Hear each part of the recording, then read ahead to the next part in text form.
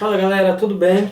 No capítulo de hoje estarei tratando para vocês sobre Sandman, o rei do mundo dos sonhos. Bem pessoal, não é fácil falar sobre Sandman porque é uma série longa.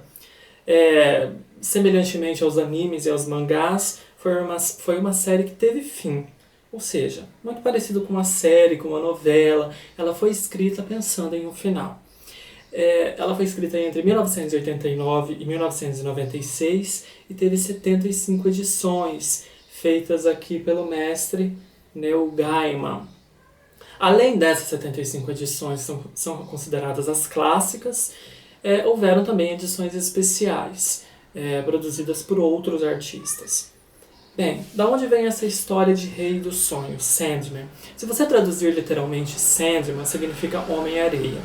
E essa história também existe na literatura portuguesa, que seria a ideia do João Pestana. O que é o João Pestana? Quando você está dormindo, ele chegaria perto de você na sua cama e jogaria uma areia nos seus olhos. Por isso que a gente acordaria com os olhos remelentos de manhã. E essa areia mágica, por assim dizer, é o que faria a gente sonhar à noite. Sandman digamos que é a versão inglesa desse João Pestana, que existe em muitas culturas, né? Na mitologia popular. Sandman, então, é o rei, o deus do mundo dos sonhos. E ele governa esse mundo dos sonhos. Ele existe desde que existiu o primeiro sonhador e até que exista o último sonhador.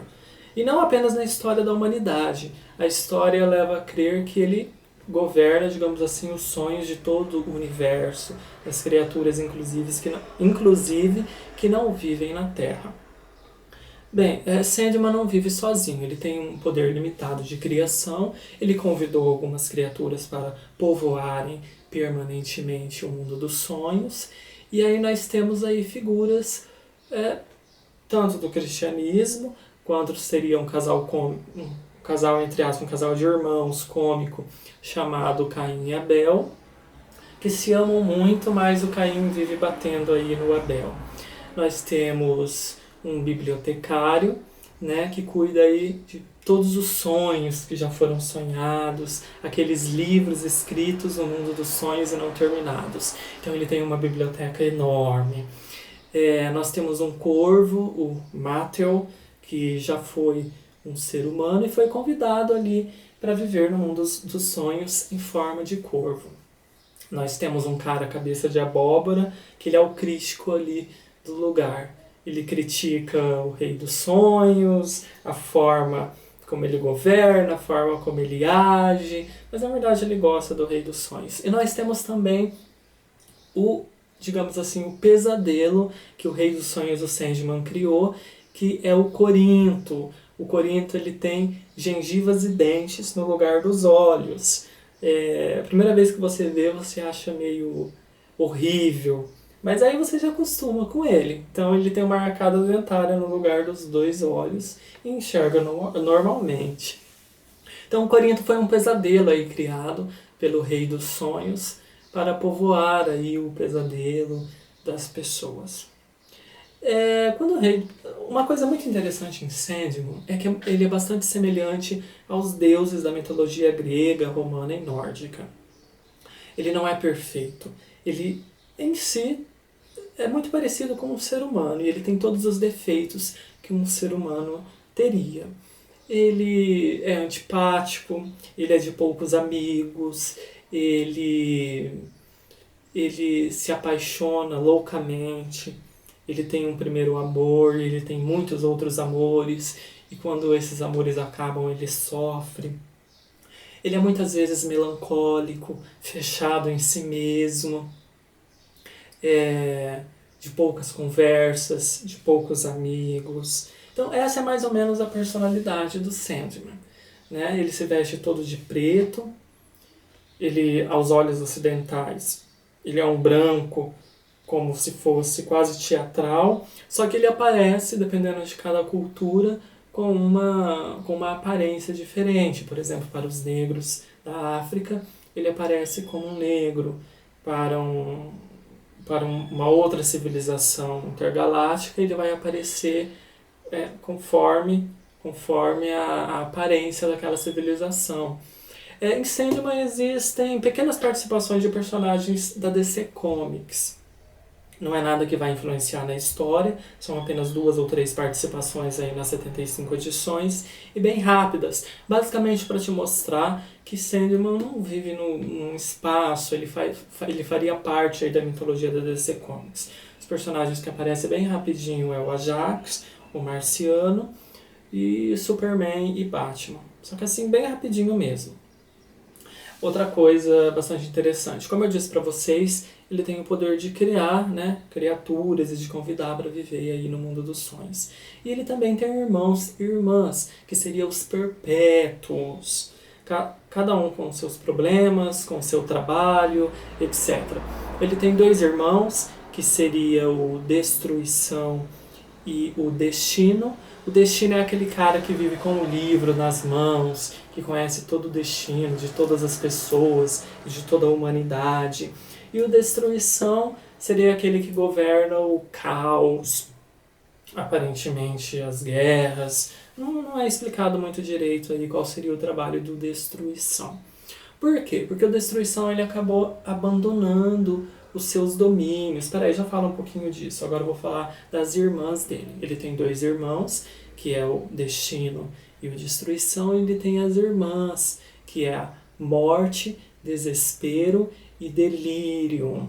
E ele tem aí Desejo, que você não sabe bem se ele é do sexo masculino ou do sexo feminino. É um pouco dúbio aí, é um irmão e irmã.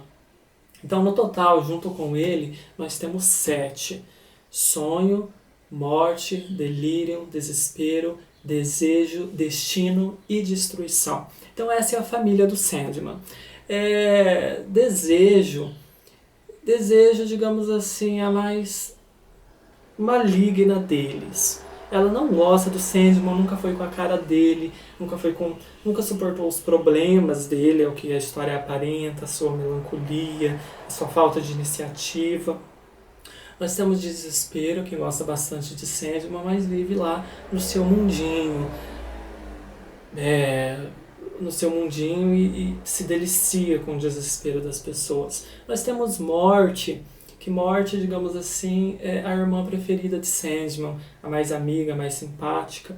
E ela não é aquela criatura, digamos assim, tenebrosa, como a foice na mão. Ela foi desenhada como uma menina de em torno de 15 a 16 anos. Ela é extremamente bonita, simpática, atenciosa, amorosa. Ela é o inverso daquilo que você esperaria da Morte. E nós temos Delirium. Delirium uma vez foi deleite. Por algum motivo ela passou por essa transformação.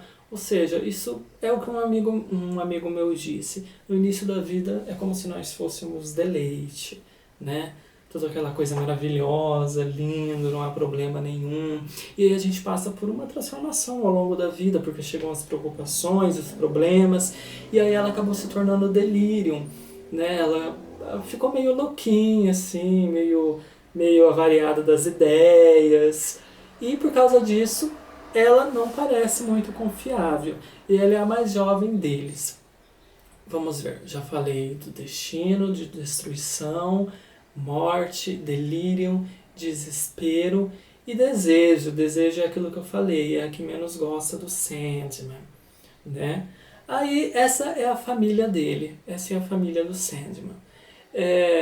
Essa daqui é a primeira edição, a definitiva lançada no Brasil, em 2010, se não me engano.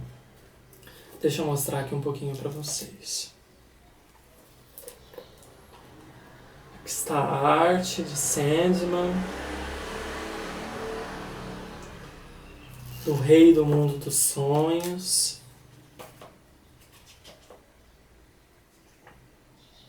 Aqui está um pouquinho como ele é desenhado. Em Sandman, Sandman é dividido em arcos de histórias. Existem vários arcos. E existem também histórias independentes em que ele volta no passado e ele encontra com algumas pessoas famosas da literatura, como por exemplo Shakespeare, que tem aí uma certa importância na história, e o Imperador Augusto do Império Romano.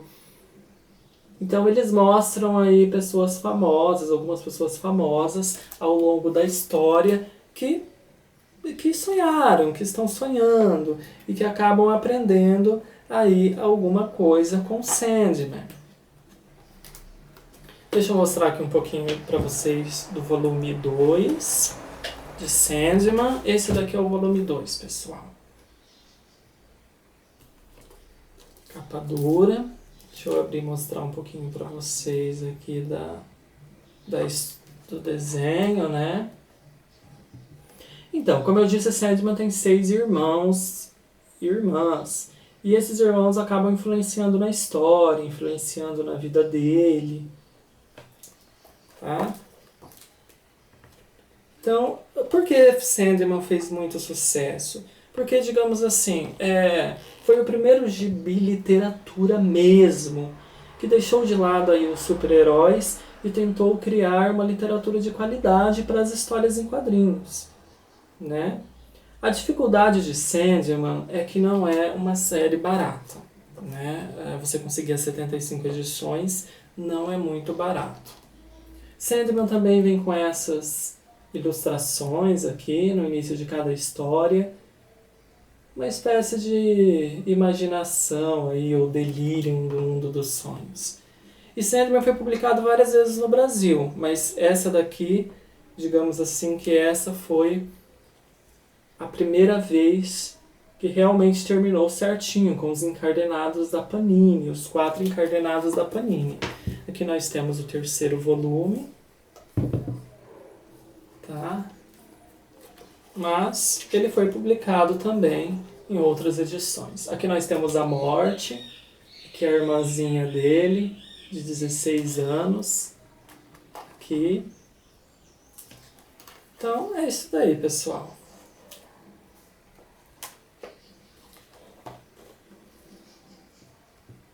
Sandman, como eu disse, é dividido em vários arcos, ou seja, dependendo do arco que você pegue, você consegue entender a história, né? Como se fossem capítulos de uma série.